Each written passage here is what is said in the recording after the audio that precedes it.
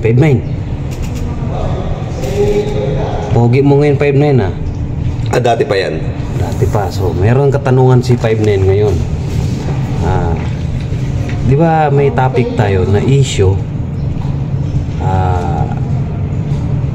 regarding sa accident firing. So, ang tanong ko ngayon, paggamit ng trito. Sa paggamit ng trito. Okay. So, ang tanong ko sa iyo ngayon, ano ang tawag sa 5'9" na nakaka-accident firing? Okay, para sa akin, tayo dumaan lahat sa baguhan. Yun kasi yung mga parang hindi na nag-training, hindi niya alam yung 4 cardinal rules of gun safety. Dapat lagi natin isa sa isip yan. Na number 1, laging siguraduhin chamber loaded ang lahat ng baril, laruan man tunay o nakabaklas. Number 2, wag tutok ang baril sa anumang tao o bagay na ayaw natin matamaan. Number 3, idiretso ang trigger finger hanggat nakaasinta na. At number 4, siguraduhin muna ang paligid o harap ng target bago bumaril. The 4 cardinal rules of gun safety. Ayan, mga masigasig. So, nasagot ni Masigasig yung katanungan natin. Pero may isang tawag pa dyan, Masigasig.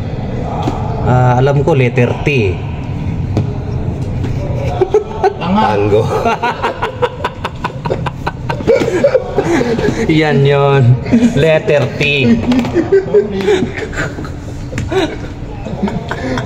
Ako gawin to, idiretso mo naman dyan. Nakaka-accident firing ka. Pasintabi lang. Hindi naman lahat.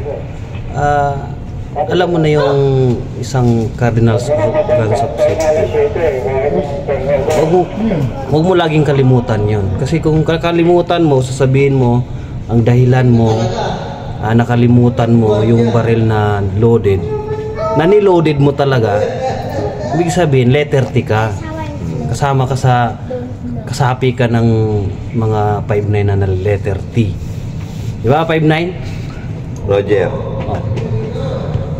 Siyempre, ganun tayo mga masigasig. Pero hindi naman lahat tawag dito perfect. Pero mas perfect tayo kung mag-iisip muna tayo bago natin gawin ang isang bagay. Lalo na sa paghawak ng trito.